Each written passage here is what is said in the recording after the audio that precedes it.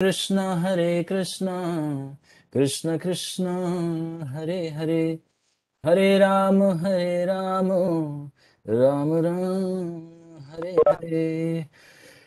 तो इस राम कथा के आज हमारा 12th डे है और 8th सर्ग यानी कि 8वां सर्ग में हम लोग चर्चा कर रहे हैं। 8वां सर्ग के अंत को भी हम कर चुके थे, 9वें में आज प्रवेश करेंगे और समय मिला तो 10वें में और उसके साथ और भी चर्चा करेंगे। लेकिन उससे पहले हम चाहेंगे कि हमारे इंटेलिजेंट और डिवोशनल और ट्रांसेंडेंटल स्टूडेंट लोग इसमें पार्टिसिपेट करें। अभी नेक्स्ट 2-3 मिनट्स में मुझे कल का समराइज विद टीचिंग्स टीचिंग्स है ना, क्योंकि आप लोग कथा में तो आनंद ले रहे हैं है ना, लेकिन सेवा करना भूल जा रहे हैं। आनंद से भगवान को हम देख रहे हैं, सब कुछ कर रहे हैं, लेकिन सेवा नहीं दे रहे। तो सेवा क्या है जो भगवान चाहते हैं हमारे से कि आप लोग थोड़ा हमारी शिक्षाओं को ग्रहण करो। तो उसी शिक्षा को देखना है कि कितने लोग पकड़ रहे हैं। आप लोग राजहंस हैं, मैं इतना एक्सपर्ट तो नहीं हूं, लेकिन आप लोग क्या है, राजहंस का क्या गुण होता है कि पानी से दूध को निकाल लेता है। देखिए क्या स्पेशल फीचर भगवान ने दिया, उस कोई फिल्टर उसके अंदर लगा है ऐसा जो पानी के अंदर से मिल्क को यानी दूध को सेपरेट कर देता है। उसी तरह से आप लोग, मैं बहुत कुछ बोलता हूँ, बहुत कुछ नहीं बताना है, सिर्फ एक दो शिक्षा बता देना है। चलिए क्विक। तो आप में से जो भी भक्त, कोई रेंडमली, मैं ऐसा नहीं कह रहा हूँ कि जो नहीं बोले वो बोलेंगे, क्योंकि मैंने देखा कुछ लोग डर गए हैं, खिड़की से कूद के भाग जाते हैं बाहर फील्ड में। तो मैं नहीं चाहता कि आप लोग क्लासरूम में ही बैठे रहें और बताएं। हरे पॉइंट्स कृष्ण बताइए प्रभु जी। क्विक। यस। हरे कृष्ण प्रभु। धन्यवाद, प्रणाम। धन्यवाद माता जी, बताएं। प्रभु जी, कल आपने बताया था कि राजा दशरथ जो है अ, अपना डेली रूटीन बहुत अच्छे से फॉलो करते थे, ब्रह्म मुहूर्त में उठते थे, वही जो शालिनी माता ने बताया अभी। गुड। तो और लाइफ था सूर्योदय से गुड, लेके। यानी कि युक्त आहार विहारस्य, जैसे भगवान जी बोलते हैं अर्जुन को कि हमें नियमित, हम लोग मनुष्य योनि में है तो यानी जानवरों से श्रेष्ठ हैं, तो जानवर लोग अपने नियम का पालन करते हैं, तो हम क्यों नहीं कर सकते। तो गुड, रेगुलेटेड जी होना चाहिए। गुड। और जी रेगुलेटेड साधना करते थे प्रभु, वो यानी परफेक्ट कि ऐसा, शेड्यूल था उनका। यस, ऐसा नहीं है कि हफ्ते में एक दिन कर लिया फिर जी 6 दिन मौज मस्ती किया, नहीं, जी रेगुलेटेड था, एवरी डे जी फिक्स था उनका हर चीज। गुड। और परफेक्ट साधना, परफेक्ट हम्म शेड्यूल था उनका। और वो जी सबसे मेन, मतलब वो अंडर गाइडलाइन में, उनके जो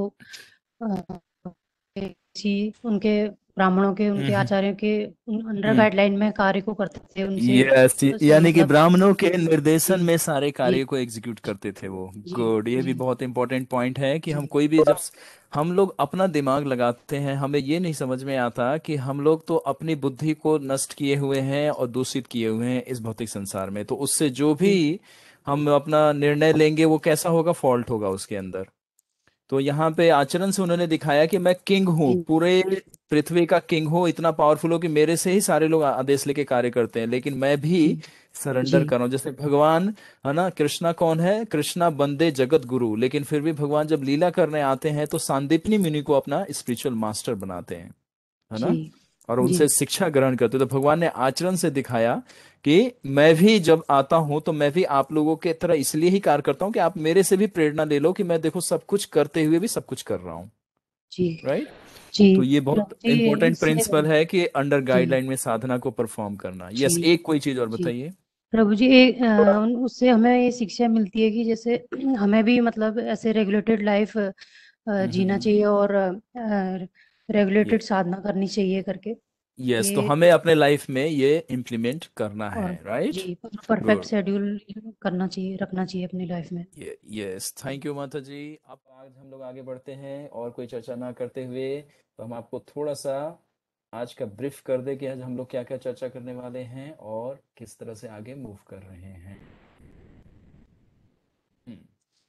ओके, तो हम लोग 7th और 8th सर को पार कर चुके हैं, 9th स्टार्ट है हमारा, और नहीं, 8th हमारा है और 9th आज पूरा कंप्लीट कर लेंगे। ऋषि श्रृंगा की आज बहुत सुंदर कथा आएगी और इनका थोड़ा सा आज मैं बताऊंगा, मतलब जो रामायण का है और इनका ऋषि श्रृंगा का बर्थ कैसे हुआ, ये कल बताऊंगा आप लोगों को। क्यों? क्योंकि बहुत बताना इसमें अब इतनी सारी कथाएं आएगी, इतने सारी पर्सनालिटी हैं कि रामायण में तो नहीं है, उनका सिर्फ इंट्रोडक्शन है, लेकिन अलग से जो है मेरे पास और जो रेफरेंसेस हैं तो उसमें है। तो मैं प्रयास करूंगा कि जो चरित्र से हम लोग अपने जीवन को कुछ शिक्षा, कोई डायमेंशन दे पाए, तो उस चरित्र को जरूर थोड़ा बहुत आगे पीछे बताऊंगा।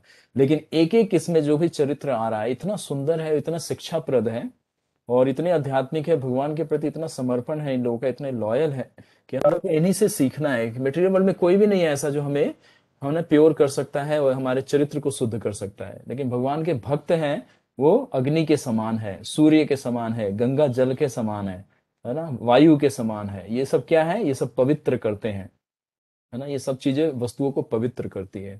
तो उसी तरह इन सबसे ज्यादा पावरफुल कौन है? भक्त। भगवान के भक्त इतने पवित्र हैं कि वो पापी से पापी व्यक्ति को भी अपना दर्शन दे दे तो पवित्र कर दे, अपना वाणी का अगर उसको श्रवण करा दे तो पवित्र कर दे। इतना पावरफुल हैं ये लोग। मतलब कोई दवाई, कोई भी औषधि काम नहीं करेगी सोल आत्मा के ऊपर, लेकिन भगवान की अमृत वाणी, है ना। श्रृणताम कथा स्व कृष्ण पुण्य श्रवण कीर्तनम। मतलब श्रवण करना पुण्य है। मतलब ये कौन सा पुण्य है? सीधा भक्ति देगा आपको, सीधा भक्ति, और कुछ नहीं देगा, सीधा भक्ति देगा, भगवान की सेवा प्रदान कर देगा। तो इस तरह से चरित्र से हमें ये सब सीखने को मिलेगा। रामायण में एक से बढ़कर एक चरित्र आएंगे, लेकिन समय का अभाव है। अब आप लोगों को पता चल गया कि ब्रह्मा जी के जो 100 करोड़ की रामायण है उसमें क्या क्या होगा इतना डिटेल होगा।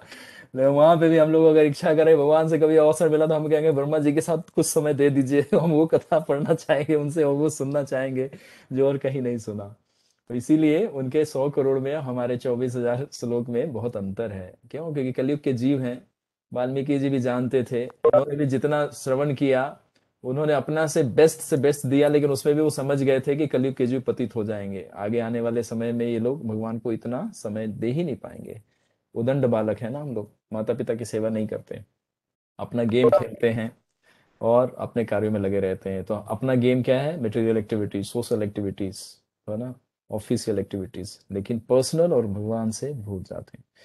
तो इतने सारे कैरेक्टर हैं, तो उन कैरेक्टर से हमें यही सीखना है कि सब कुछ करते हुए भक्ति सेंटिमेंटल नहीं है। भगवान ने मटेरियल वर्ल्ड बनाया है, ये किसी साइंटिस्ट ने नहीं बनाया है।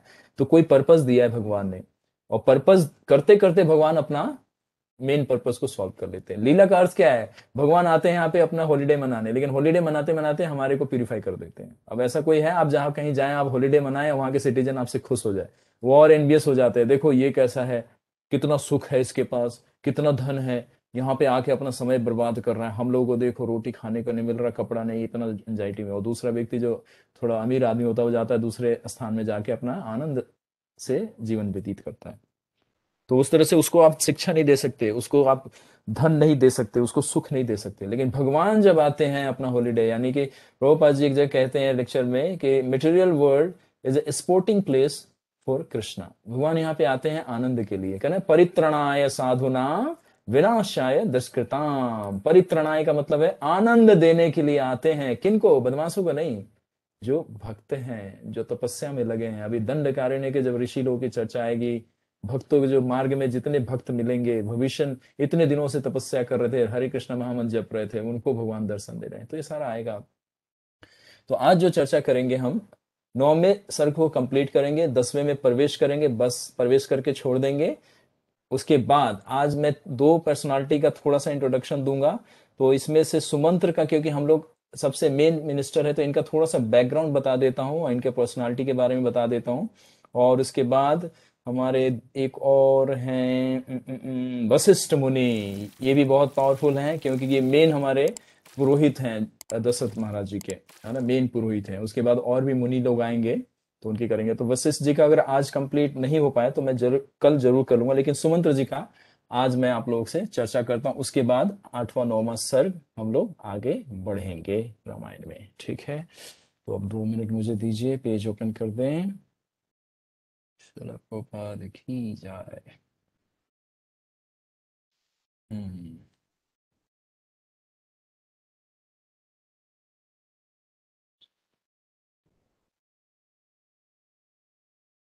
तो सुमंत्र की चर्चा चल रही थी। सुमंत्र जो है, वैसे ये मिनिस्टर की एक सीट है, इसके बारे में मैंने कुछ भी नहीं बताया था, क्योंकि सुमंत्र एक बहुत मेन कैरेक्टर है इसमें, मेन कैरेक्टर मतलब इनके जो मिनिस्टर हैं उनमें बहुत ये अहम भूमिका निभाते हैं, क्योंकि कि ये जो 8 मिनिस्टर है उसमें सबसे चीफ हैं, और इनके अंडर में सारे लोग 7 रहते हैं, और 7 के अंडर में और जितने भी इनके नीचे, मैंने कहते हैं ना कि सीएम के बाद भी मिनिस्टर होते हैं, एमए होते हैं, ये एमएलए होते हैं, इस तरह से नीचे नीचे लोग होते जाते हैं, है ना, पार्षद होते हैं, एरिया के जो रिप्रेजेंटेटिव होते हैं, उस तरह से। तो जो सुमंत्र हैं ये मेन है। तो Sumantra was the chief minister of the court of the king Dashrath, was also his most trusted right. मतलब ये भगवान दशरथ जी के बहुत विश्वसनीय पात्र थे। देखिए 8 लोग थे, लेकिन 8 में भी ये टॉप मोस्ट थे।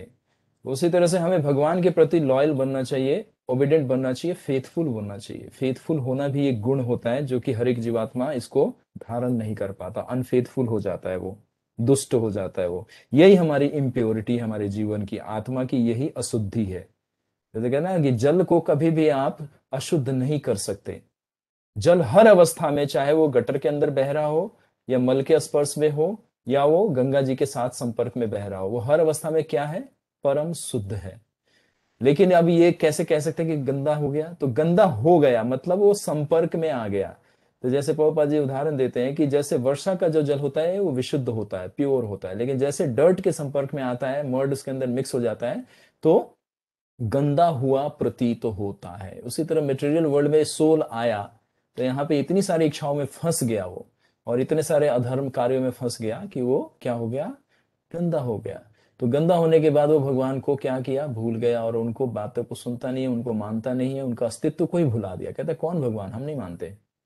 तो इस तरह से ही हमारी क्या है, हमारे सोल की जो अशुद्धता है, इम्प्योरिटी, ये इम्प्योरिटी है। तो इसीलिए बहुत लोग हो सकते हैं भगवान के भक्त, बहुत सारे डिसाइपल हो सकते हैं किसी गुरु के, लेकिन कोई एक दो ही विरला होता है जो उनके हृदय को जीत पाता है।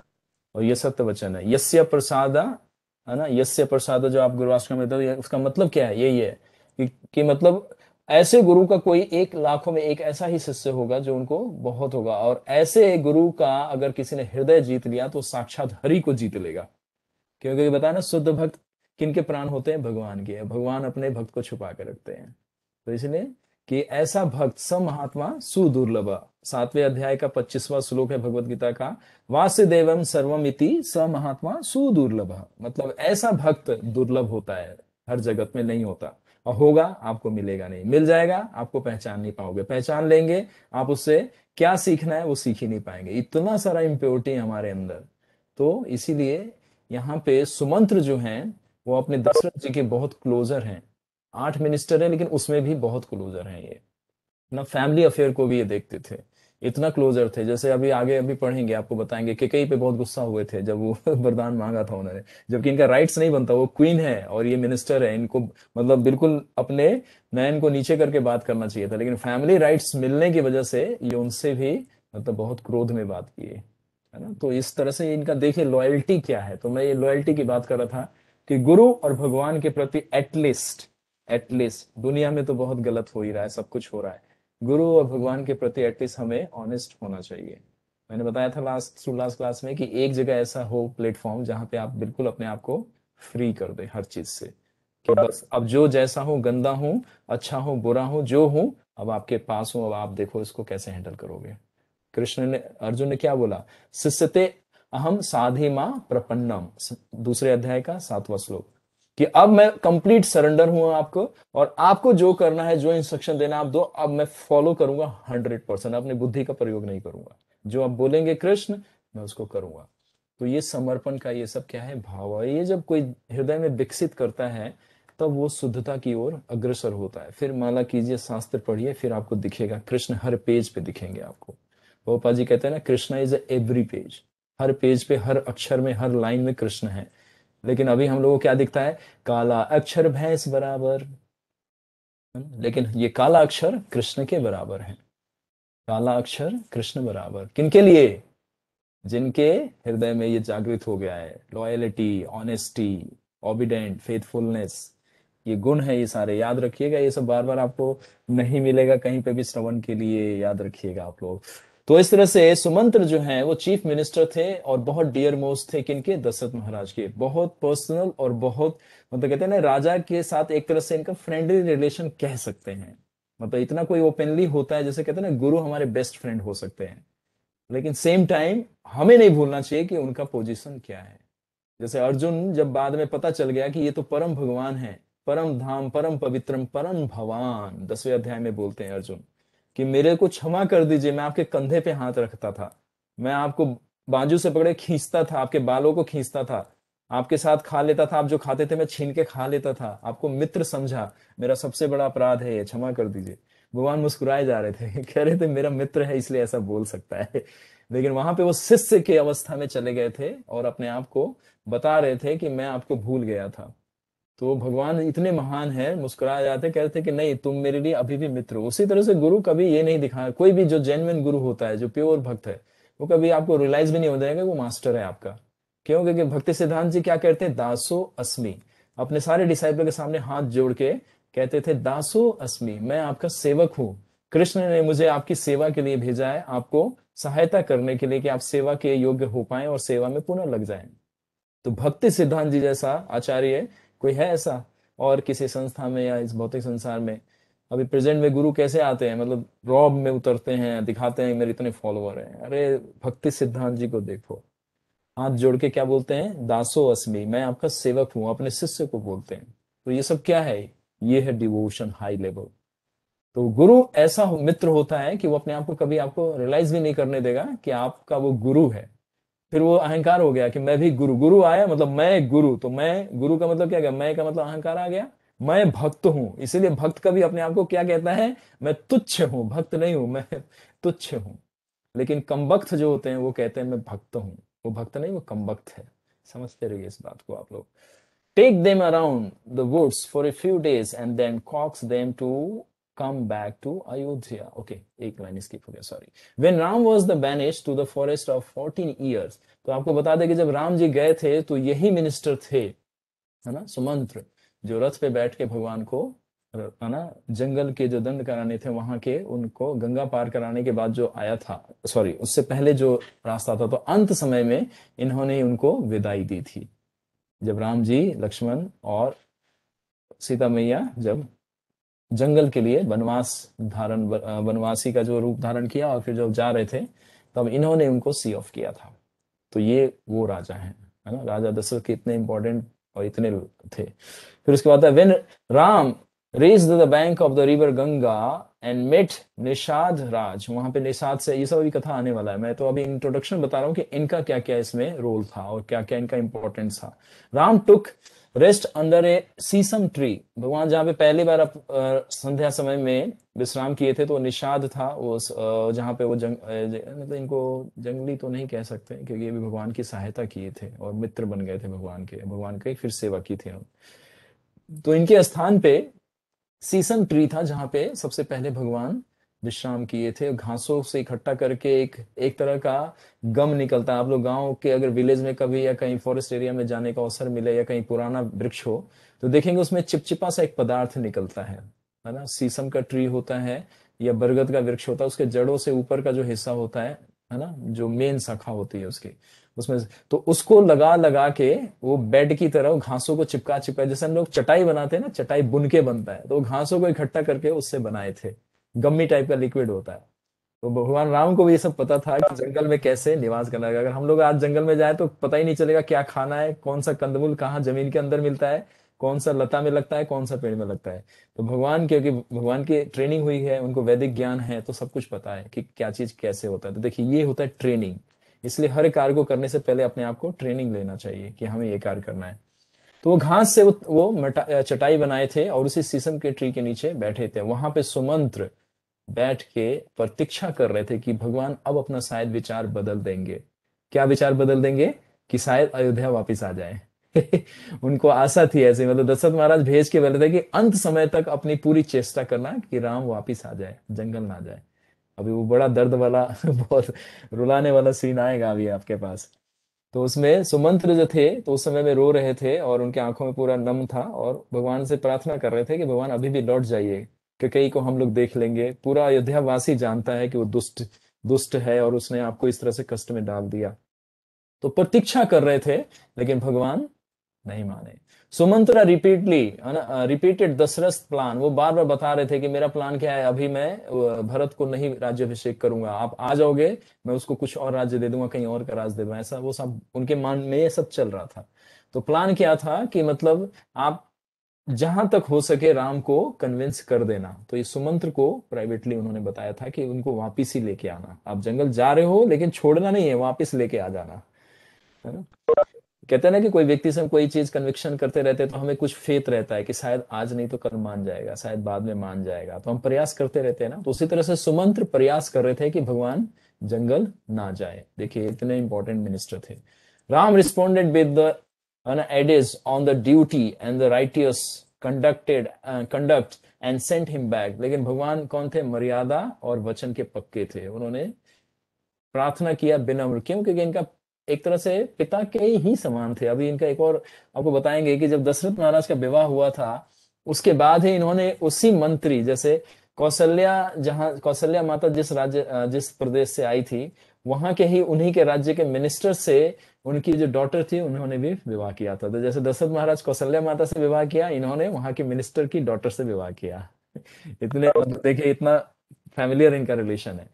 When Bharat left for the Chitrakoot to meet Ram, Sumantra also went along with the royal family। और जब भरत गए थे राम जी से पहली बार मिलने कि नहीं भैया वापस चलिए, तभी भी यही गए थे, यही मिनिस्टर और पूरी सेना को लेके यही गए थे। तो इतने इंपॉर्टेंट है। When Ram returned to the Ayodhya after 14 year, है ना, जब वापिस भी आए थे भगवान राम, जो 14 वर्ष का पूरा अपना समय अवधि पूरी करने के बाद, तो इन्होंने ही पूरा रिसेप्शन तैयार किया था।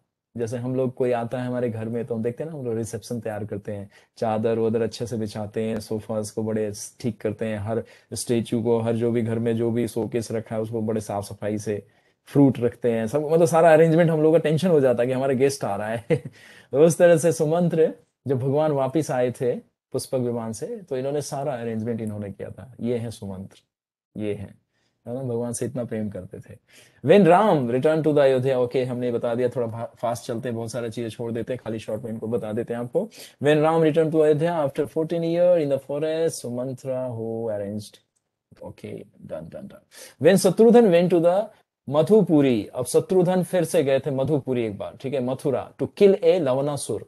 ये राम मतलब त्रेता युग की बात है ये, आप लोग द्वापर में मत आ जाइएगा, अभी त्रेता में रहिएगा, बाद में आपको द्वापर में भी लाएंगे, घबराइएगा नहीं, द्वापर में भी लाएंगे आपको। अभी इस समय टाइम ट्रेवल मशीन में हम लोग बैठे हैं सभी लोग, अभी आप भगवान राम के साथ रहिएगा वापिस नहीं आना है किसी को इधर गुड़गांव में, अयोध्या नगरी में ही हमारा वास रहेगा। वेन शत्रुघ्न मतलब जब शत्रुघ्न मधुपुरी, उस समय में मथुरा जो हमारा आज है ये मधुपुरी के नाम से जाना था। मथुरा यही है, वृंदावन भी वही है, और उसी वृंदावन में ध्रुव महाराज सतयुग में तपस्या करने गए थे, लेकिन उनको नहीं पता था कि कृष्ण का धाम है, घर है। क्यों, क्योंकि धाम अदृश्य हो जाता है, समय और युगांतर के उपरांत धाम अदृश्य हो जाता है। क्यों, क्योंकि जीवात्माएं अलग अलग तरह की कार्य करने वाले आती हैं, अलग अलग प्रवृत्ति की आती है। तो उसी तरह से मथुरा जो है वो उस समय में त्रेता में मधुपुरी के नाम से जाना था, और इसी को मथुरा बोला जाता है। तो किल लवनासुर, तो यहाँ पे लवनासुर का ये राज्य था, जो मथुरा था उस समय में त्रेता में लवनासुर को। तो जब दशरथ महाराज शत्रुघ्न को भेजे थे कि जाओ आप उसको परास्त करके आओ, और उसका अगर जो आवश्यकता पड़े तो उसका वध भी कर देना। क्यों, क्योंकि बड़ा दुष्ट व्यक्ति था ना, असुर, लवनासुर, पहले नाम ही इनका ऐसा है। तो उस समय भी शत्रुघ्न के साथ हमारे सुमंत्र ही गए थे, और ये एक वीर योद्धा भी थे, है ना, मंत्री थे लेकिन वीर योद्धा भी थे। इसीलिए देखिए इतने बड़े सेना के साथ शत्रुघ्न के प्रोटेक्शन के लिए दशरथ महाराज ने इनको भेजा था। Ram sent Sumantra to accompany him during the Ashwamedha yagya, और जब यज्ञ हुआ था तब भी ये पूरी सेना के साथ लीड कर रहे थे, यही कर रहे थे, कमांडर ऑफ चीफ कोई और था लेकिन लीड ये कर रहे थे। तो सुमंत्र इतने इंपॉर्टेंट पर्सनालिटी हैं।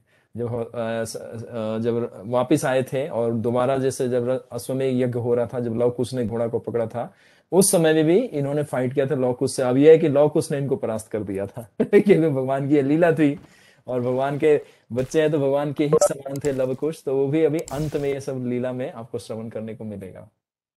When Shatrughan was sent with the horse on the victory Vyoga in which the Sumantra who went along. Sumantra was thus the chief minister for both Dasrath and later Ram during their reign over Ayodhya. In every major episode, that event of Ramayana, there is a link and mention of Sumantra. मतलब हर जो मुख्य कार्य जो अयोध्या में होता था तो इनका नाम जरूर आता है, कोई ना कोई बड़ी रिस्पॉन्सिबिलिटी को ये परफॉर्म कर रहे होते हैं, है ना। इसीलिए आदमी को पोस्ट पोजीशन में सेवा देखना चाहिए, सेवा कौन सा कर सकते हैं। कलयुग में है कि पोस्ट पे बैठना पड़ता है, क्यों? क्योंकि बदमाश लोग आसपास में रहते, बिना पावर के हाथ में वो करने ही नहीं देते कुछ, तो इसीलिए ये सब चीजों को तत्व से समझना है। लेकिन पहले देखिए कहीं पे भी पोस्ट का कोई चर्चा नहीं हो रहा, व्यक्ति का चर्चा हो रहा है। Sumantra was among the most important people in the royal house hold of Ayodhya. तो ये जो थे उस दशरथ जी के राज्य में एक अहम व्यक्ति थे, मतलब कहते हैं ना कि मेन व्यक्ति, है ना, पूरा राइट हैंड, जैसे बोलते हैं ना, ये इस राजा का राइट हैंड है। तो सुमंत्र जो थे इस तरह से इतने क्लोज थे और इतने एक्सपीरियंस था इनको, और ऋषियों को और अपने पुरोहितों को भी बहुत सम्मान से डील करते थे, तो इसीलिए इतना डियर और नियर थे ये, राइट। ओके, तो और भी बहुत कुछ है इसमें बताने के लिए, लेकिन कुछ और इंपॉर्टेंट चीजें बता देता हूँ। एक तो हमने ये बता दिया आपको कि जो सुमंत्र थे, तो जैसे दशरथ कौशल्या माता से उनके ना जो राज्य का नाम था, अभी आएगा इसी श्लोक में, आगे आएगा तो मैं बता दूंगा। तो वहां पे जो विवाह किए थे, तो सुमंत्र भी उसी कौशल्या माता के जो किंग थे, उनके पिता का जो मंत्री था, उसकी डॉटर से इनका विवाह हुआ था। मतलब जैसे इनका विवाह हुआ दशरथ जी का, तो कुछ इसमें समय नहीं लिखा रहेगा, ऑब्वियसली जब राजा का विवाह हुआ होगा उसके बाद इनका विवाह हुआ होगा। तो ऑलमोस्ट ये भी एज वाइज बहुत सीनियर थे, है ना। राम जी के मतलब पिता के आसपास का एज का समझ लीजिए, इतना एज में ये भी थे, ठीक। तो ये चीजें हो गई, और भी बहुत इनकी क्वालिटी है, तो हम तो क्वालिटी की चर्चा कर ही रहे हैं। तो अब आपको पता चल गया कि सुमंत्र जो है उनका ये कैरेक्टर था और किस तरह से डीलिंग था, अब आपको अच्छे से ये समझ में आ गया। तो चलिए, पहला रामायण का जो कैरेक्टर है जो मंत्री में आया, हमने उनका थोड़ा सा आपको बताया। अब हम लोग आगे बढ़ते हैं अपने सर्ग के अनुसार। कल हम जो पहुंचे थे, तो हम लोग पहुंचे थे, कहाँ पहुंचे थे? Just give me a second on one thing. हम्म। नापराधो भक्ते कष्टो यद्मि अस्मि क्रतुमा सतमे छिद्रम ही मृगम यंत्रे अत्र विद्वांसो ब्रह्म राक्षस। तो यज्ञ के जो आदेश मिले हैं, अब हम लोग सर्ग में आ रहे हैं, अष्टम सर्ग के ऑलमोस्ट आधे चैप्टर में हम लोग पहुंच गए हैं। आज इसको कंप्लीट कर लेंगे और 9वें सर्ग को भी हम लोग कंप्लीट कर लेंगे। तो दशरथ महाराज यज्ञ की तैयारी के लिए आदेश दे रहे हैं कि यज्ञ का बहुत सुंदर तरीके से और बहुत सारी चीजों को सावधानी रखते हुए, मतलब कोई भी सेवा या हम भगवान की पूजा आराधना करें, हर कार्य में बहुत सावधानी रखना चाहिए। क्यों? क्योंकि जरा सा चुकते हैं तो उसमें अपराध हो जाता है, और वो सेवा से भगवान को कष्ट होता है और भक्तों को भी कष्ट होता है। तो हमें ये दोनों चीजों को सावधान रहे। इसीलिए दशरथ महाराज, क्योंकि धार्मिक प्रवृत्ति थी इनकी, चेतना शुद्ध थी और ब्राह्मणों से इनको कृपा मिला हुआ था, इसलिए इनको ये सारा ज्ञान रहता था। तो खुद ही ये बता रहे हैं, तो कह रहे हैं कि इस यज्ञ में अगर कोई त्रुटि हुई तो ब्रह्म राक्षस यज्ञ में विघ्न डाल देंगे। ब्रह्म राक्षस बड़े पावरफुल होते हैं, इनको बताया था मैंने कल कि कोई भी मंत्र से इनको न वश में किया जा सकता है, न बड़ा से बड़ा कोई तांत्रिक इनको पकड़ सकता है। ये कौन होते हैं तो ये मत पूछिएगा, क्योंकि कि आप लोग एक्सपेरिमेंट कर सकते हैं, इसीलिए हम नहीं चाहते। आप बिना बताए भी खुद ही बन जाते हैं आप लोग। अब आप समझ जाइए, भक्तों को ये चीजें मिल जाती है, लेकिन नहीं, क्यों? क्योंकि हमारा जो रुचि होता है वही इस चीज को मैनिफेस्ट कर देता है। तो वही कह रहे हैं कि यज्ञ विधि के अनुसार, और जो हमारे को पुरोहितों ने आदेश दिया है, निर्देश दिया, उसी के अनुसार, जैसे हमारे गुरु और हमारे को जो आध्यात्मिक में जो इंस्ट्रक्शन मिलता है, उसको बहुत सिंसियरली और बहुत सिंसियर और सीरियस होके उसको क्या करना चाहिए? एग्जीक्यूट करना चाहिए, यानी कि पालन करना चाहिए और जीवन में उतारना चाहिए। तो विधिहीन यज्ञ करने से यज्ञकर्ता का नाश होता है। ये सब बता दिए थे कि अगर कोई उसमें गलती होगी तो उसको उसका क्या मिलता है? उसका दुष्प्रभाव भी मिलता है। तो आगे उन मंत्रियों को बोलते हैं, यथा विधानम क्रियताम समर्थाये करणो विधम तथेति चातुर्वन सर्वे मंत्री मंत्रयाय पूजयन। आप लोग ऐसा प्रयत्न करें जिससे यह यज्ञ यथा विधि हो, मतलब ऐसा कोई भी आप लोग कमी मत छोड़िएगा इसमें। ये मैं उन मिनिस्टर को बोल रहे हैं, जैसे ऑर्गेनाइज करते देते ना हम लोग मीटिंग करते हैं फेस्टिवल की, हम सब लोग आप लोगों को बताते हैं आप ये रिसेप्शन का देखिएगा, आप डेकोरेशन का देखिएगा, आप प्रसादम का, तो ये सब देखिए पहले से सारा मैनेजमेंट चला आ रहा है। और बताया ना कि भगवान का परफेक्ट मैनेज है, पूरा वर्ल्ड देखिए, पूरा यूनिवर्स देखिए कितना परफेक्ट डिजाइन है। समुद्र अपनी सीमा नहीं लागता, सूरज अपने टाइम पे आता है, आपका घड़ी भले ही बंद हो जाए, बैटरी फेल हो जाए, लेकिन सूर्य कभी भी 1 मिनट लेट नहीं हो। आज ऐसा नहीं है कि सोते सोते आप सोते रह जाए, 11 बजे सूर्य आए, गुरुग्राम में कहे सॉरी सॉरी चिल्ड्रंस मैं थोड़ा आज लेट हो गया, वेकअप वेकअप वेकअप, ऐसा कभी नहीं बोलते। ऐसा कभी नहीं बोलते, सूर्य एकदम परफेक्टली अपने टाइम पे राइज होते हैं और परफेक्टली अपने टाइम पे डिसअपेयर होते हैं। तो उसी तरह से यहाँ पे मैनेजमेंट बहुत सुंदर है और सुमंत्र ही इसको कर रहे हैं, तो ये सारा जो इंस्ट्रक्शन दे रहे हैं वो सुमंत्र को दे रहे हैं। महाराज के इन वचनों को सुन सब मंत्री लोग ने कहा जो आज्ञा महाराज, यानी कि आपने जो हमें इंस्ट्रक्शंस दिए हैं उसी के अनुसार हम कार्य करेंगे। गुरु जब हमें कोई आदेश देते हैं तो अपना बुद्धि नहीं लगाना चाहिए कभी भी, लगाने से पहले उनका फिर से परमिशन लें। अगर डाउट आ गया तो कोई बात नहीं, आना चाहिए, नेचुरल है, आएगा, क्यों? क्योंकि हम शुद्ध नहीं है, लेकिन हमारा जो मास्टर है वो तो कुछ जो एडवांस है हमारे से, एक कदम तो आगे है।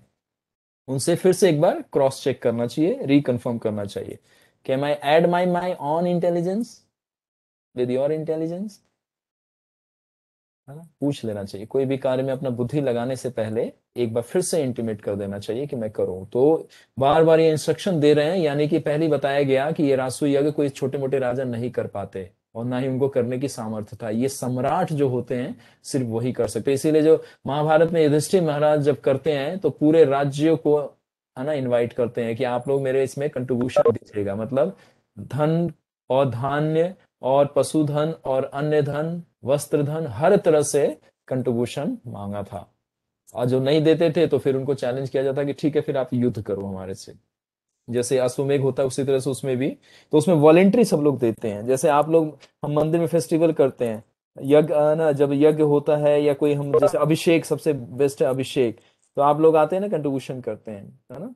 तो आप लोग वॉलेंट्री करते हैं, ऐसा तो नहीं हम लोग आते हैं आपको डराते हैं, "ए, आज इतना लक्ष्मी देना चाहिए, मंदिर में आना चाहिए, आपको फोन करके डराते हैं, नहीं इतना पहुंचना चाहिए।" नहीं, वॉलेंट्री हम आपको बताते हैं कि भगवान की कौन सी सेवा आप कर सकते हैं, करिए। तो आप लोग अपनी श्रद्धा के अनुसार भगवान की प्रसन्नता के लिए करते हैं। तो इसलिए कोई सामान्य नहीं कर सकता, ये बड़ा विशाल यज्ञ है और बड़ी सावधानी का यज्ञ है। क्यों? क्योंकि इसमें कोई भी अगर त्रुटि हुआ, कमी रह गई, तो ब्रह्म राक्षस का प्राकट्य होता है और वो सारा यज्ञ को नष्ट कर देता है और फैमिली के ऊपर भी बुरा प्रभाव पड़ता है। तो ब्राह्मण गण भी महाराज के आशीर्वाद, महाराज को आशीर्वाद दे और महाराज से विदा मांग अपने अपने घरों को लौट गए। अब ये सारा प्लानिंग हो गया, तो इससे ये पता चलता है कि ये प्रातः काल से शुरू हुआ था, वो संध्या वेला हो गई होगी। तो क्यों? क्योंकि मिनिस्टर अपने असेंबली से कब जाएंगे? जब राजा जाते हैं। तो अब अपने अपने घर लौट गए, मतलब अब सारा उनको एग्जीक्यूशन के लिए सारा प्लानिंग बता दिया गया। ब्राह्मणों को विदा कर महाराज अपने मंत्रियों से कहने लगे, ऋत्विजों ने जैसे विधि बताई है, यानी कि जो अभी जो ऋषि लोग आए थे, 3 ऋषि जो आए थे, उन्होंने जैसा जैसा इनको इंस्ट्रक्शन दिया है उसी के अनुसार, है ना, निर्विघ्न, मतलब कोई इसमें त्रुटि ना रह जाए और कोई कमी ना रह जाए, इस कार्य को पूरा करो आप लोग। अब वो कह रहे हैं इसका भार आप ही लोगों पर है, मतलब वो 3 मिनिस्टर है, उसमें सुमंत्र भी हैं, तो उनको बोल रहे हैं कि ये पूरा रिस्पॉन्सिबिलिटी आपके हेड, यानी कि आपके सिर पे है। अब इसको आप अच्छे से इसको क्या कीजिएगा, इंप्लीमेंट कीजिएगा। यह कहकर महाराज ने उपस्थित मंत्रियों को भी विदा किया और आप भी वहां से उठकर, है ना, रनिवास में चले गए और अपनी प्राण प्यारे, यानी कि महाराज दशरथ थे, वो अपने इनर प्लेस में, जो उनका महल था, है ना, जैसे हमारा ड्राइंग रूम होता है, तो वो अब राज्य से जहां पे उसका असेंबली लगा था वहां से उठ के महाराज अपने अंदर रूम में चले गए। तो इस तरह से ये 8वां सर्ग यहाँ पे पूर्ण हुआ। श्री रामचंद्र भगवान की जय। तो इस तरह से 8वां हो गया। अब 9वां सर्ग को हमें कंप्लीट करना है और आज इसको कंप्लीट करके रहेंगे। ठीक है, तो 9वां सर्ग बहुत इंटरेस्टिंग है, इसका 2 डायमेंशन खुलेगा, जिसमें ऋषि श्रृंगार का कुछ पास टाइम बताऊंगा, पूरा नहीं, क्योंकि महाभारत में 22 से लेके 28 चैप्टर के बीच में कहीं पे आता है, पूरा डिटेल है इनका बर्थ कैसे होता है। तो मैं बर्थ कल बताऊंगा, आज नहीं बताऊंगा। आज इनका इंट्रोडक्शन बता देता हूं और ये क्या क्या कैसे इनको अयोध्या में लाने के लिए प्लानिंग किया गया, क्यों? क्योंकि इजिली नहीं आ सकते थे, तो क्यों नहीं आ सकते थे? अब आपके माइंड में प्रश्न उठेगा ना कि क्या थे, कौन से पर्सनालिटी थे। तो आपको सुनिए अब कथा। अब इनका कथा अब 9वें सर्ग में वाल्मीकि रामायण में आता है। और इनका दो कथा है, लेकिन जो वाल्मीकि रामायण में हम उसकी चर्चा करेंगे, और दूसरे कथा का एक ग्लिम्स आपको दूसरा पार्ट भी बता देंगे। बता ना कि मैं आपको हर चीज क्लियर करके रख रहा हूं कि कल को कोई और कहीं से बोले तो आपको पता रहे कि कौन सा ऑथराइज्ड है और हमें किसको मान्यता देना है और किसको फॉलो करना है। तो इसीलिए हम दूसरा भी लोक प्रचलित और बहुत जो एक्सेप्शनली कहीं कुछ कुछ लोग बोल देते कि ऐसा भी था, तो ऐसा भी था तो शास्त्रों में वैसा नहीं था। वो आपके मन में ऐसा है या कहीं आपने सुन के ऐसा बोला है, लेकिन जो शास्त्र में है और जो प्रमाणिक है हम उसको स्वीकार करेंगे। इसीलिए क्योंकि भगवान से संबंधित है, ठीक है आप बोल सकते हैं बोलिए, लेकिन जो गलत होगा हम वहां पे आपको रोक देंगे। तो इसीलिए ऋषि सिंह का जो इसमें कथा है, ये सेम कथा महाभारत में भी है और मैंने पर्सनल भी स्टडी किया, इसीलिए मेरे को पूरा कॉन्फिडेंट है। और उनका बर्थ का जो है तो महाभारत में है, यहाँ पे नहीं है। यहाँ पे उनका कैसे उनको दशरथ जी के राज्य में लाया गया और कैसे, है ना, सुमंता यानी सॉरी शांता, जो शांति या शांता, शांत का मतलब शांति है और शांति का मतलब पीसफुल, इंग्लिश में जो है पीसफुल। तो जो भगवान राम की जो एल्डर सिस्टर थी उनका भी बर्थ हुआ था कैसे। तो अगर इसमें उनका नाम आ गया आज वाले सर्ग में तो थोड़ा सा उनका इंट्रोडक्शन दे दूंगा, ज्यादा डिटेल नहीं चर्चा करना है। बताया कि बहुत सारे कैरेक्टर आ रहे हैं जिनका हमारे जीवन से कुछ संबंध है और कुछ हम उनसे शिक्षा ले सकते हैं, तो हम जरूर चर्चा करेंगे। तो हम पुत्र प्राप्ति के लिए यज्ञ करेंगे, ये कौन बोल रहे हैं? हमारे दशरथ महाराज। अभी मतलब प्रारंभ में थोड़ा इंट्रोडक्शन टाइप का है कुछ। तुम भी यज्ञ दीक्षा के नियमों का पालन करो, ये कौन किसको बोल रहा है?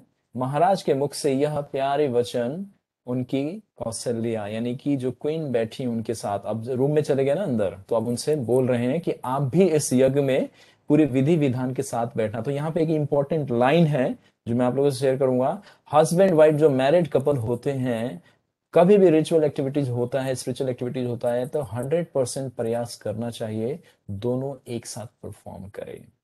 अब देखते पहले यज्ञ होता था तो पत्नी और पति यानी कि माता पिता एक साथ बैठते थे, पुरोहित उनको बुलाते थे स्पेशली, और कहीं कहीं पे माता को अलग हटाया जाता था, सिर्फ जो पिता होते थे, जो पुरुष होते हैं, उनसे वो कार्य करा के फिर उनको बुलाया जाता, तो उसका भी कुछ महत्व होता है। तो यहाँ पे इसीलिए दशरथ महाराज कौशल्या को और अन्य रानियों को बोल रहे हैं कि आप लोग भी पूरी पवित्रता का और जो निर्देशन मिलेगा उसका पूरा अच्छे से पालन कीजिएगा, है ना। यह सुखदायी संवाद को सुनकर रानियां बहुत प्रसन्न हुई। क्यों? क्योंकि ये अब किस लिए हो रहा था तो अब आपको बताने की जरूरत नहीं है, इसीलिए रानी सबसे ज्यादा प्रसन्न हुई, तीनों रानियां, है ना। ऐसे सुशोभित हो उनका मुखमंडल चंद्रमा के समान, है ना, चमकता सा प्रतीत हो रहा था। ऑब्वियसली वो तो ऑलरेडी ब्यूटीफुल थे, क्योंकि यूनिवर्स की सबसे कंप्लीट ब्यूटी है कौशल्या माता। क्योंकि भगवान को जन्म देंगी तो भगवान को जन्म देने वाला कहते हैं बच्चा सुंदर कब होता है? जब माता सुंदर होती है, यानी कि माता सुंदर है तो बच्चा ऑटोमेटिकली सुंदर होगा।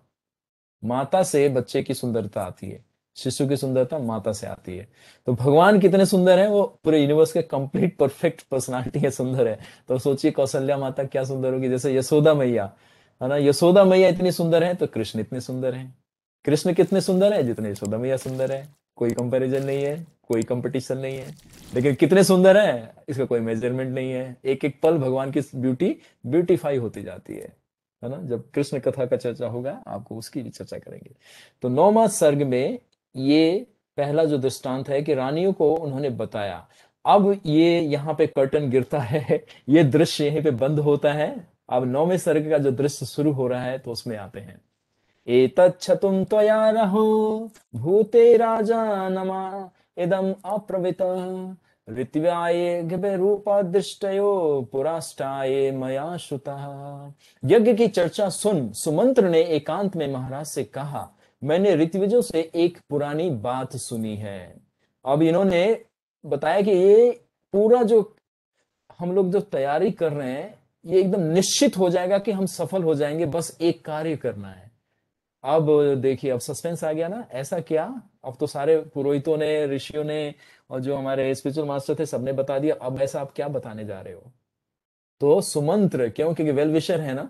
तो देखिए जब हमारा घनिष्ठ मित्रता होता है स्पिरिचुअल पर्सनालिटी से, अगर हम उनके ओबिडेंट होते हैं तो कहते हैं ना आप लोगों को भी एक्सपीरियंस होगा। जितने लोग अगर हैं आप लोग तो आप लोगों को एक्सपीरियंस होना चाहिए कि कुछ चीजें ऐसे हमें पता चलती है जो हम अपने प्रयास से, अपने अध्ययन से, अपने लेक्चर सुनने से या अपना कोई भी दिमाग लगाने से वो प्राप्त नहीं होता, लेकिन भक्त या गुरु जब आपका बहुत घनिष्ठ है और बहुत अच्छा मधुर संबंध है, वो आपको चुटकी में, कहते हैं ना कि सर्व सिद्धि लो, लो मात्र साधु संग सर्व सिद्धि है।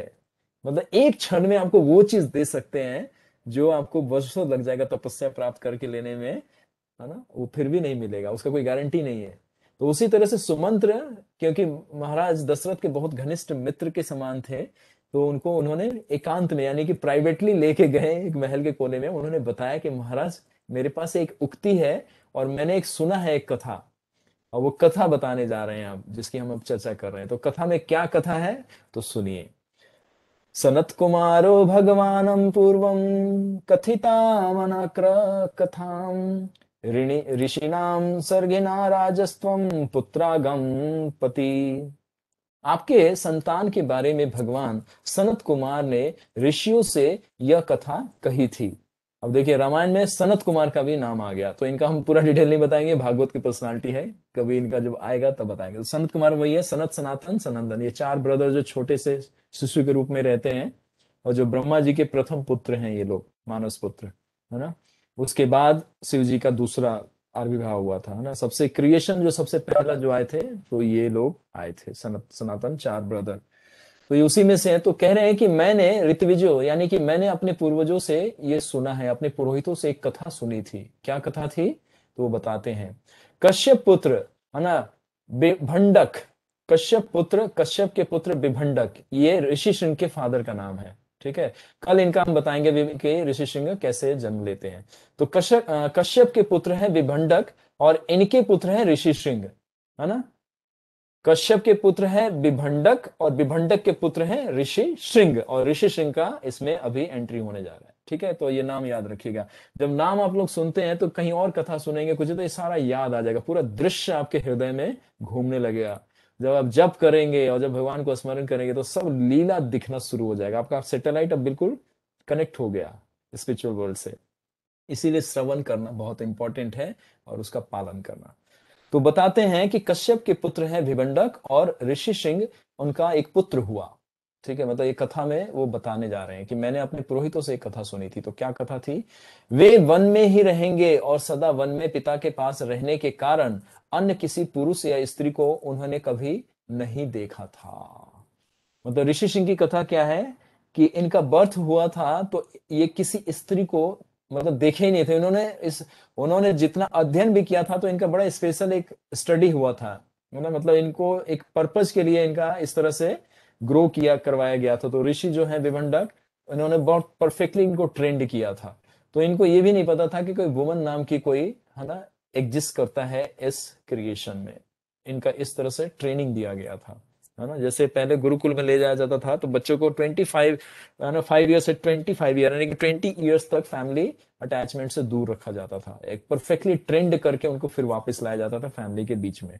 इसीलिए कोई आसक्ति नहीं होती थी, परफेक्टली अपने हर ड्यूटी को करते थे और किसी से अटैचमेंट नहीं होता था, और परफेक्टली अपने हर काम को करते हुए भक्ति भी करते थे। लेकिन आज पर वो सिस्टम ही नहीं है। इसीलिए हमें अपने बच्चों को भगवत गीता पढ़ने के लिए बोलना चाहिए, इंस्पायर करना चाहिए, उनको अच्छे अच्छे टीचिंग्स देना चाहिए, ताकि वो हम लोग अपने पेरेंट्स को तो रिस्पेक्ट करे, गुरु को ना करे, पेरेंट्स को तो करे।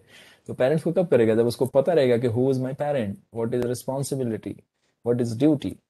तो ऋषि श्रृंग का जो ट्रेनिंग हुआ था बड़ा स्पेसिफिक हुआ था, और इनका एक पर्पस था, इनको क्यों ऐसा ट्रेनिंग दिया गया था और किस लिए।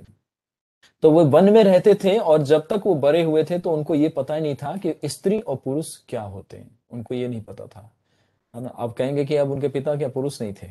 यहाँ पे प्रश्न आएगा। यहाँ पे बताया स्त्री या पुरुष को नहीं जान पाएंगे। मतलब मेटरलिस्टिक लोग जो हैं, जैसे डील करते हैं, जैसे शहर के लोग हैं, गांव के लोग हैं, उनको सिर्फ अपना पिता और जो पिता आश्रम में जो लोग रह रहे थे, सिर्फ उनके बारे में ही उनको थोड़ा सा पता रहता था। अब उनका किस तरह से ट्रेनिंग था वो बताएंगे। ऋषि सिंह दोनों प्रकार के ब्रह्मचारी जो ब्राह्मणों के लिए, है ना, बतलाए गए हैं और जो लोक में प्रसिद्ध है, धारण करेंगे, है ना। उर्वरेता ब्रह्मचार और आजीवन ब्रह्मचार। उर्वरेता ब्रह्मचार होता है कि जो बचपन से लेके वो किसी भी वुमन के टच में नहीं आता, उसको बोलते उर्वरेता, है ना। और आजीवन ब्रह्मचारी जैसे भीष्म पितामह है ना, तो वो भी उर्वरेता ही ब्रह्मचारी हैं, और सेम टाइम वो दूसरे वाले हैं। तो दो तरह के ब्रह्मचारी होते हैं। तो इनका पालन करके कोई हाउस होल्ड भी इस लेवल को अचीव कर सकता है, इस स्टेज को अचीव कर सकता है ना। तो ये कह रहे हैं कि ये दोनों में क्या थे, इनको पारंगत प्राप्त था, क्योंकि इनकी ट्रेनिंग ऐसे हुई थी। तो ये दोनों तरह के थे, ठीक है। अग्नि और अपने यशस्वी पिता की सेवा करते हुए जब ऋषि श्रृंग को बहुत समय बीत गया, ये कथा कौन बता रहे हैं? सुमंत्र बता रहे हैं। किसको? दशरथ जी को बैठा के महल में एक कॉर्नर में प्राइवेट प्लेस पे ले गए, वहां पे वो सुना रहे हैं। तब ऋषि श्रृंग में महाबली और प्रतापी रोमपाद नाम का एक प्रसिद्ध राजा हुआ, है ना। तो बता रहे हैं कि तब अंग देश में महाबली और प्रतापी रोमपाद, यानी कि इसी अर्थ प्लेनेट पे एक जगह, है ना, कंट्री का नाम था, जो प्रदेश, देश, राज्य, जो भी आप शब्द से इसको बोलना चाहें, तो अंग देश उसका नाम था। जैसे हमारा अभी भारत वर्ष है, हमारे इंडिया का नाम भारत है ना, इंडिया है। इसी तरह से अंग देश था, उसको रूल करने वाले कौन थे? रोमपाद, है ना। एक कथा में बता रहे हैं कि अंग देश का एक महाबली प्रतापी राजा रोमपाद हुए, है ना। और वो प्रसिद्ध राजा थे उस समय में। ऑब्वियसली इनका इनका भी आता है महाभारत में, और भागवत में भी बहुत जगह पे आता है इनका नाम। कुछ दिनों के बाद रोमपाद के अत्याचार से वर्षा बंद होने के कारण महाविकराल सब प्राणियों को भयदायी दुर्भिन्न पड़ेगा। यानी कि जब ये थोड़े से इरिलीजियस टाइप के थे, है ना, कि यहाँ पे लिखा है कुछ दिनों के बाद रोमपाद के अत्याचार से वर्षा बंद होने लगी। जैसे अगर हमारे कंट्री का कोई जो मेन लीडर है, यानी कि जैसे प्राइम मिनिस्टर, प्रेसिडेंट है, अगर वो कोई भी डिसीजन ऐसा लेता है जो इरिलीजियस होता है या अधार्मिक होता है, तो उसका पूरा प्रभाव जनता पे पड़ता है। ये फैक्ट है, ये शास्त्रों का वचन है, मेरा वचन नहीं है। अभी पूरे मैं आपको बार बार क्यों बोलता हूं कि हाँ, ये कोरोना का ऐसा नहीं है कि कोई नेचर दंड दे रही है, नेचर सिर्फ रिएक्ट किया है उसने, लेकिन इसका कारण कहीं ना कहीं हम लोग भी हैं, जो हमने कंट्रीब्यूट किया है इसको आने में, इनको इनविटेशन हमने भी दिया है। तो जो वर्ल्ड के जो लीडर्स हैं, ये रिस्पॉन्सिबल हैं इनके। अब वो कोई एक कंट्री भी हो सकता है, कोई एक पर्टिकुलर आदमी भी हो सकता है, व्यक्ति भी हो सकता है। तो उसी तरह से रोमपाद अत्याचारी ये राजा बन गए, अधर्मी बन गए। तो जब अधर्मी हो गए तो इनके राज्य में वर्षा होना बंद हो गया। पृथ्वी माता ने क्या? अन्न देना बंद कर दिया, यानी कि अब वहां पे सूखा और अकाल जैसा परिस्थिति होने लगा था। इसीलिए बोलते हैं ना कि यज्ञ करने से पृथ्वी माता भी खुश होती हैं और इंद्र वर्षा करते हैं, और कोई कारण नहीं है। यज्ञ से वर्षा होता है, अन्ना अन्ना भवंती भूतानी। आप जब भगवत गीता पढ़ते हैं तो आप लोगों को पता होना चाहिए कि उसमें अन्न कैसे उपजता है और वर्षा कैसे होती है। तो इसीलिए कलयुग में जो चैंटिंग करते हैं, इसीलिए वर्षा हो रहा है, वरना इस समय में वर्षा भी नहीं होने वाला था। लेकिन लोग कहेंगे ये तो इस्कॉन वाले अपना प्रीचिंग कर रहे हैं। हम प्रीचिंग नहीं कर रहे, शास्त्र बता रहा है।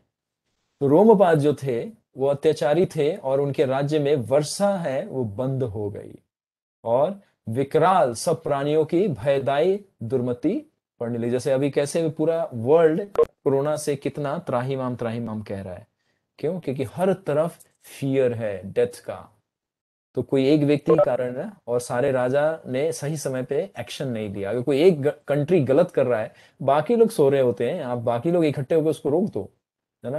आप इतने, एक कंट्री है, बाकी कंट्री कितनी, अगर मान लो 198 कंट्री है, अगर एक कंट्री कुछ गलत कर रही तो 197 को उसके अगेंस्ट में खड़ा होना चाहिए कि नहीं, अगर आप कुछ भी बदमाशी करोगे आई विल किल यू। इसीलिए दशरथ महाराज स्पाई लगाते थे कि कोई राजा पीछे से कोई अधर्म कार्य ना करे।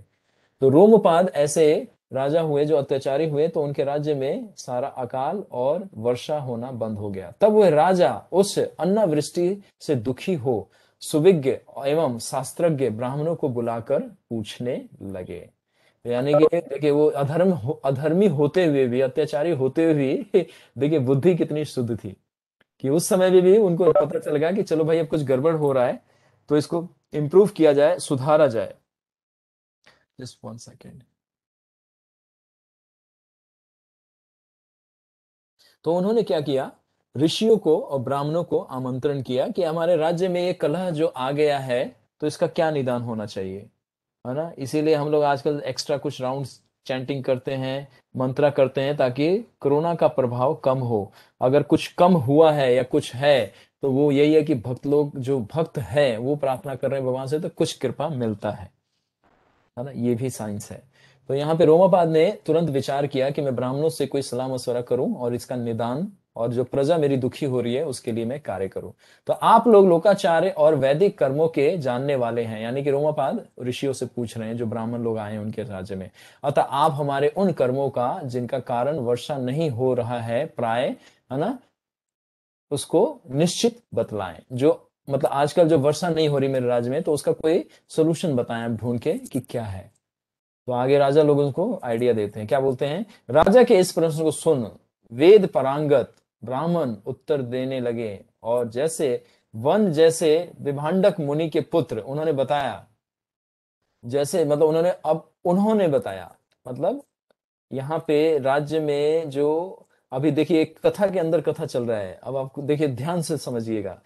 अयोध्या में सुमंत्र किसको सुना रहे हैं?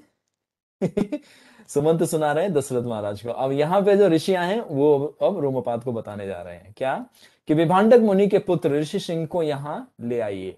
अब वो बता रहे हैं कि विभांडक के पुत्र ऋषि सिंह है, सिर्फ उसको यहाँ पे ले आइए, वर्षा आ जाएगा। अब ये क्या पर्सनालिटी है कि ये वर्षा ले आएंगे? क्यूरियोसिटी हो रहा है ना माइंड में। अगर आप लोगों ने से किसी ने सुना होगा तो आप लोगों को तो पता ही है क्या पर्सनालिटी, लेकिन अब आप में आ रहा है कि ये कौन है ये, कि इनके आने से वर्षा हो जाएगा। और दशरथ महाराज को भी बता रहे हैं, और इनका रोमपाद में भी चर्चा चल रहा है, और ये अभी अयोध्या में भी आएंगे अभी, और आएंगे तो यज्ञ सफल हो जाएगा। कैसे, कौन पर्सनालिटी है, तो सुनते रहिए। राजा के इस प्रश्न को सुनकर वेद पारंगत ब्राह्मण उत्तर देने लगे कि दिभंडक मुनि के पुत्र ऋषि सिंह को यहाँ आप ले आइए। बस इतना बोले। फिर आगे बोलते हैं, और उनके यहाँ लाकर उनका सत्कार कीजिए, यानी कि उनको बड़ी अच्छी से सेवा कीजिए, है ना, ब्राह्मण के पुत्र है ना, इसलिए भक्त हैं। यथा विधि उनके साथ अपनी कन्या शांता का विवाह कर दीजिए। अब देखिए, अब एक ट्विस्ट आ गया। ये ट्विस्ट कल खोलूंगा, आज नहीं खोलूंगा। शांता ये वही है, ये वही शांता है जो भगवान राम की बड़ी सिस्टर है और दशरथ और कौशल्या की पहली ये डॉटर हैं। अब देखिए ट्विस्ट कहाँ आया, तो कल जरूर आप लोग आइएगा और सब लोग टाइम पे लॉग इन कीजिएगा, क्योंकि मैं फर्स्ट 10 मिनट में ही इनका इंट्रोडक्शन देके क्लोज कर दूंगा। ठीक है, आज नहीं बताऊंगा। तो यहाँ पे जो ब्राह्मण लोग हैं वो रोमापाद से कह रहे हैं कि ऋषि श्रृंगा को यहाँ ले आइए और अपनी कन्या, है ना। अभी देखिए ये शांता वही है जो शांति, जो मैंने बताया था कि शांता या शांति, शांता का मतलब ही है शांति, और इंग्लिश में इसका पीस मतलब, उनका नाम शांता। एक्चुअली शांत कहते हैं ना, शांता जैसे संस्कृत में बोलते हैं, तो इसीलिए शांता इनका नाम है। हिंदी में शलगम वाला श और अ की मात्रा आधा न, त और अ की मात्रा शांता। हाँ, तो ये है उनका ओरिजिनल नेम इनका, ठीक है। तो ये वही शांता है, राम की एल्डर ब्रदर, लेकिन ये अयोध्या में है नहीं। तो अब पीछे में आया ना मिस्ट्री ट्विस्ट। कल आपको इस ट्विस्ट को खोलेंगे। तो ये ब्राह्मण कह रहे हैं कि शांता का विवाह ऋषि सिंह से कर दीजिए, स्ट्रेट फॉरवर्ड बोल रहे हैं। अब रोमापाद समझ नहीं पाए कि क्या बोल रहे हैं ब्राह्मण लोग, समझ में नहीं आ रहा। कभी कभी कोई ऐसा इंस्ट्रक्शन दिया जाता है ना, आप लोग कहते हैं क्या है ये, समझ में नहीं आया, क्या बोल रहे हैं, क्या करने को बोल रहे हैं हमारे को। उनके इस कथन को सुन राजा को यह चिंता होगी कि वे जितेंद्रिय मुनि ऋषि सिंह किस उपाय से यहाँ लाए जा सकते हैं। जितेंद्रिय पहला क्वालिटी आया किसका, ऋषि सिंह क्या थे, जितेंद्रिय, fully control in mind and senses. बताया था ना, स्पेसिफिक ट्रेनिंग हुआ था इनका। उनके पिता ने इनको, विभांडक ने बड़ी स्पेशली, मतलब कहते हैं जैसे ब्लैक कमांडोज और जेड क्लास की जो सिक्योरिटी होती है, उन कमांडो को मिलिट्री से भी और पैरा मिलिट्री से भी स्पेशल ट्रेनिंग अलग ही दिया जाता है उनको। मतलब डेडली होते हैं, ऐसे होते हैं कि मतलब किसी भी डेंजर में डाल दो बाहर निकल जाएंगे वो, इस तरह का ट्रेनिंग दिया जाता है। उसी तरह से ऋषि सिंह को एक विशेष ट्रेनिंग दिया गया था मटेरियल वर्ल्ड से डिटैचमेंट का, भक्ति का और हर चीज का। और इतने पावरफुल थे पर्सनालिटी कि इनको सिर्फ आने मात्र से इंद्र को वर्षा करना पड़ेगा। तो इसीलिए अब ये बता रहे कि जितेंद्रिय थे, तो यानी कि माइंड और सेंसेस कंप्लीट कंट्रोल में था। किसी उपाय से आप उनको अपने राज्य में ले आइए। तो ब्राह्मण रोमापाद से कह रहे हैं, ततो राजा विनिश्चित्यम सह तत्रे मंत्री अभिरासात आत्मवन पुरोहितो मया तत्याशन ततः प्रेयसी सत्कृतान। बहुत सोच विचार के बाद राजा अपने पुरोहित और मंत्रियों को मुनि के पास जाने को कहते हैं, ठीक है।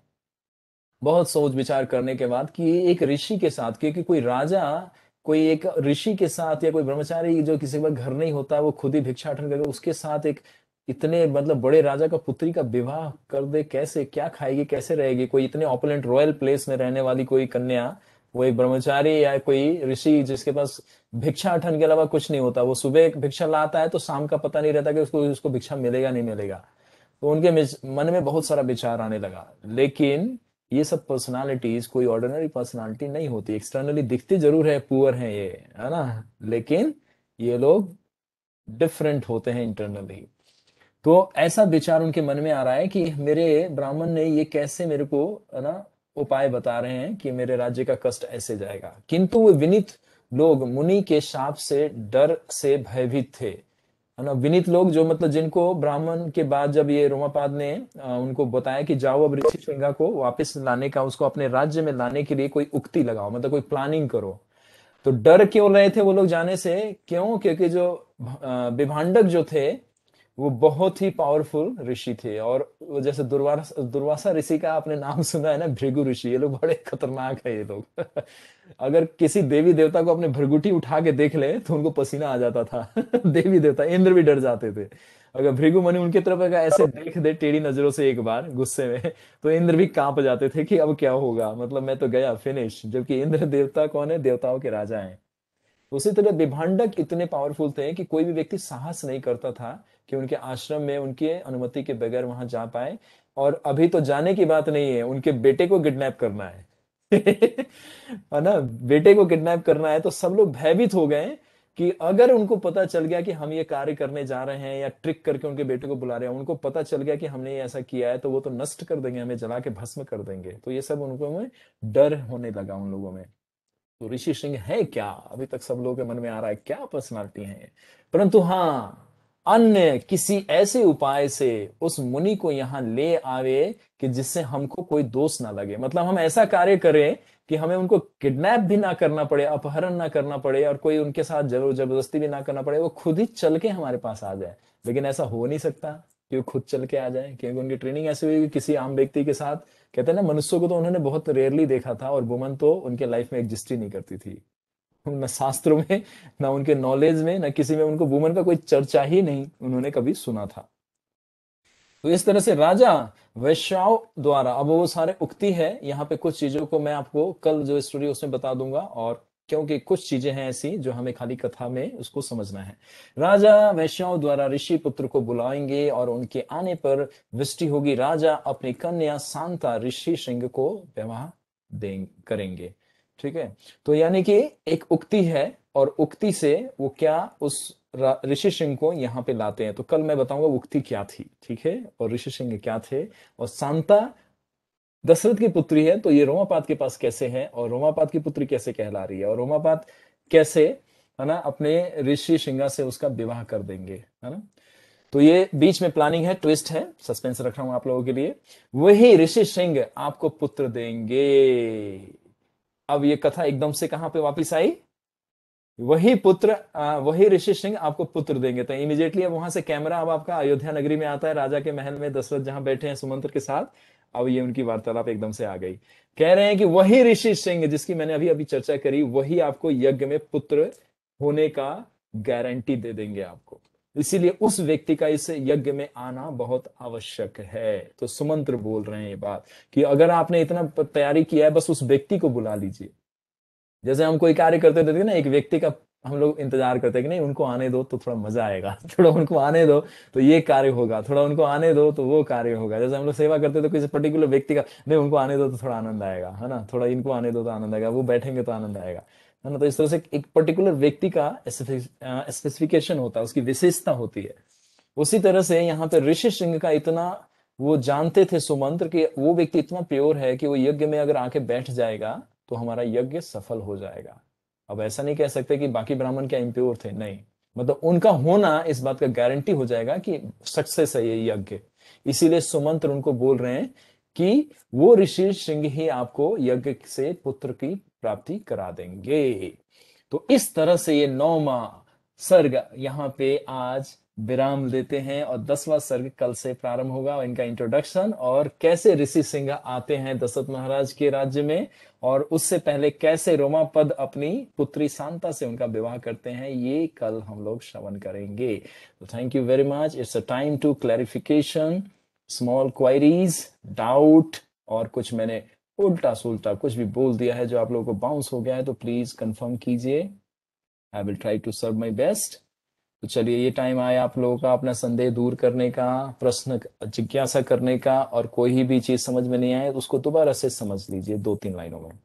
कोई एक तो चलिए प्रयास कीजिए, आप में से आप लोगों के पास 3-4 मिनट हैं, प्रश्न पूछ सकते हैं कोई भी। और हम पवन प्रभु से प्रार्थना करेंगे, आप एडमिन वाला पार्ट देखिए म्यूट अनम्यूट का। हम्म।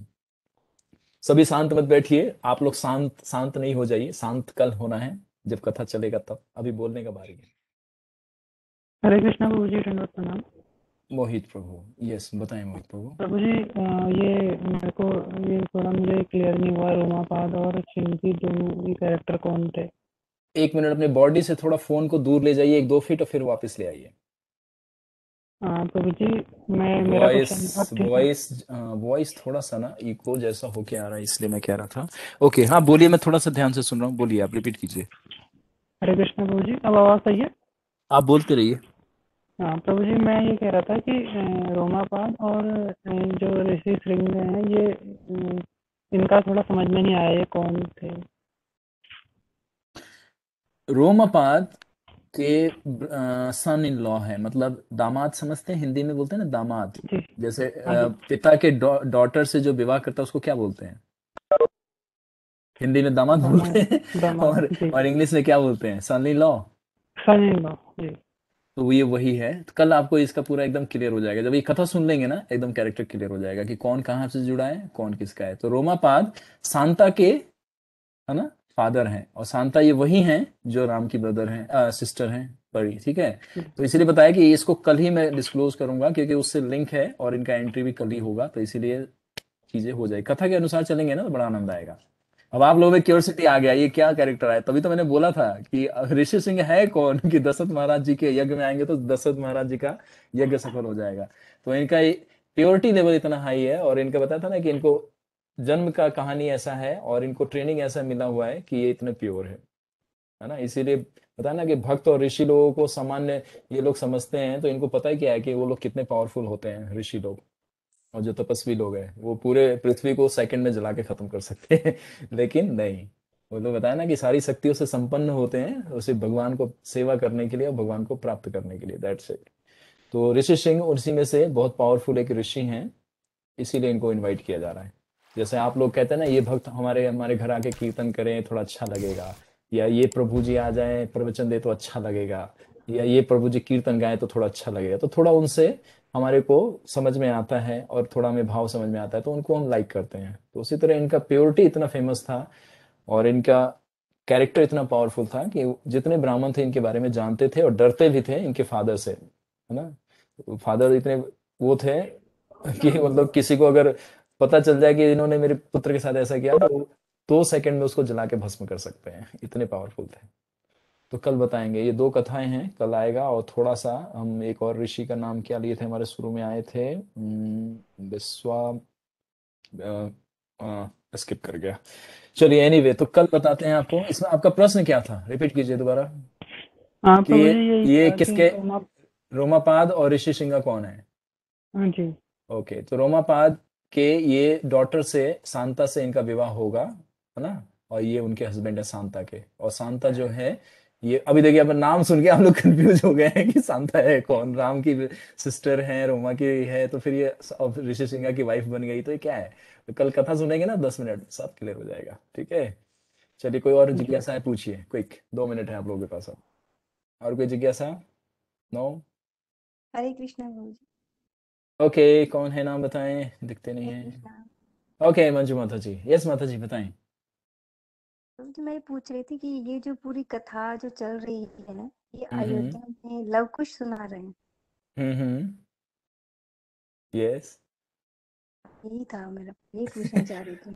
आप अच्छा, आपने शुरू वाला मिस किया था ना, आपने इंट्रोडक्शन और अयोध्या में लव कुश कैसे आए थे हाँ वो नहीं आप वो, आपने नहीं श्रवण किया है, इसीलिए, है ना।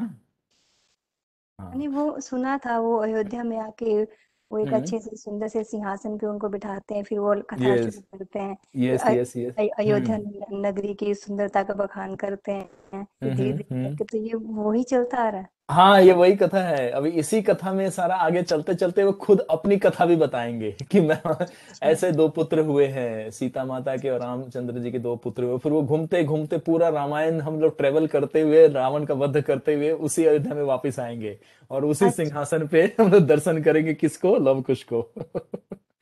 ठीक है, ठीक है, बस ये थोड़ा कथ, कंफ्यूजन था। हाँ नहीं, ये वही कथा चल रहा है। बीच में आएगा जहां से चेंज होगा तो मैं आप लोगों को रिमाइंड करूंगा कि यहाँ पे अलग से आ रहा है। ये वाल्मीकि जी जो ब्रह्मा जी से नारद जी से सुने थे उसका भी कुछ अंश आएगा, तो मैं आप लोगों को अलर्ट कर दूंगा कि ये लव कुश जी का कथा यहाँ से थोड़ा सा हम दूसरा डायमेंशन में जा रहे हैं और फिर वापस आ जाएंगे उसमें। ठीक है। ठीक, ठीक।